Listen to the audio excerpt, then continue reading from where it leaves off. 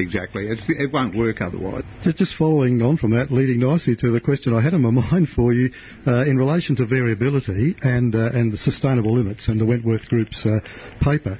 It's very convenient for us to talk in terms of means and medians and think as though that's the norm.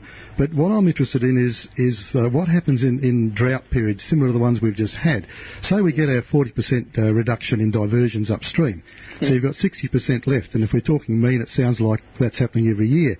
But in a drought, 60% of very little water is even less water. So I'm interested in what you might imagine this would look like in ecological terms at the lower end of the system in times similar to what we've had the last few years. And then, of course, on the other hand, when there are high flows, I mean, what does it matter? So how does that spread out across that variability? Well, you're right. I mean, in a dry period like we've had for the last decade or so, near the end of that, you would expect still quite a lot of those areas to be mud. I mean, and to be mud flats, and you would expect. I mean, from a natural history perspective, I think it would be fine from a amenity perspective. If people want to see big lumps of water and it all to be crystal clear, then it may look a bit strange. But I feel as though that maybe the system would have responded better to the drying of the lakes, and in fact native vegetation would have moved into those lakes if the native vegetation on the banks was more used to the water level going up and down. Right. So you've got this water level that's been sitting at one point where I don't know how much it used to vary in the last 30 years when the barrow, after the barrows, but I mean, it seemed to me it was almost always exactly the same level within a few inches. And it's been sitting like that for a very long period of time. So all those organisms that were used to colonising down, up and down, as water levels went up and down, they were gone. And so as the lakes have dried out, I would have thought in a normal estuarine semi-freshwater system, you would have had the vegetation tracking down behind the receding water, regardless of its salinity.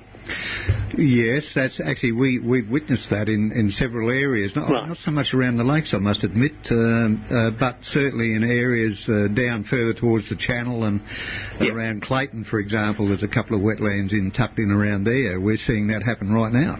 Yeah,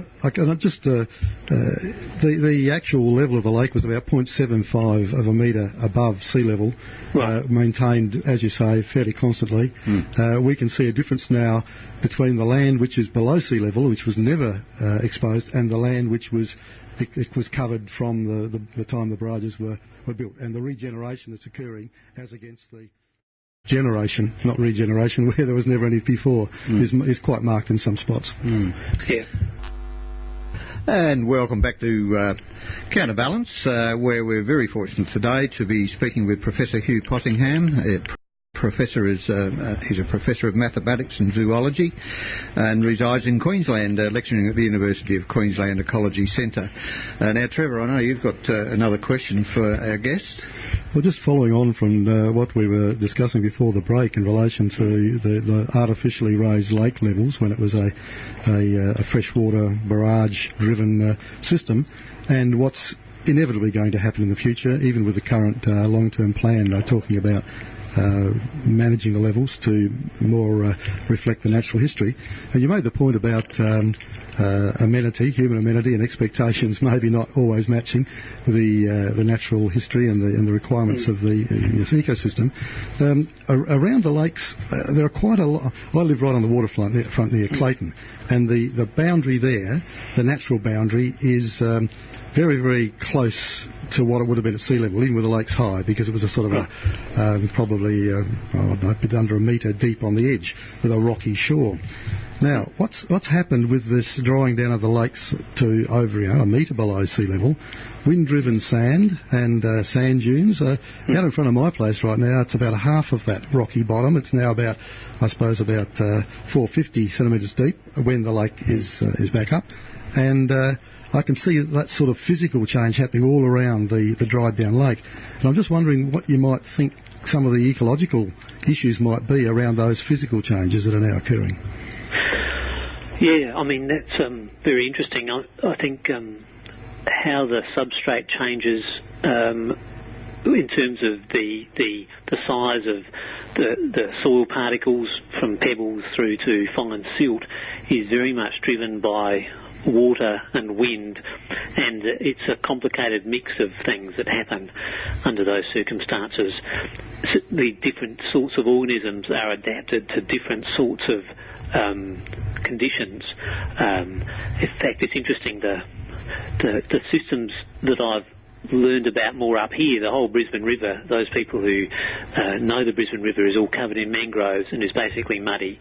Well, they tell me that 100 years ago it was casuarinas and sandbanks and pebbles. And that's just driven by the fact that there was much more freshwater flow. So, I mean, you're right. Those changes in the soil type could be quite dramatic. And then what plants grow on those soil types, what animals feed on those substrates will also change a lot, both the things that are underwater and above water, because the substrate type has an enormous influence on what sort of, say, mussels and marine organisms, what can breed there. I mean, in the end, I don't think we know much about these systems in great detail. My view is we need to make sure there's as much variability as possible, because the one thing we know, it's a relatively well-connected system. If you're a crustacean or a fish or a bird or even a plant that can disperse its seed on the water, you can get from one end of the system to the other end of the system in a generation time, in 2 or 3 years of. And that's what these Australian wetland organisms are so well adapted to, because you just have to fill up Lake Eyre and it fills full of life. So I think most of the things there will deal with variability, but we just need to make sure it doesn't become homogeneous.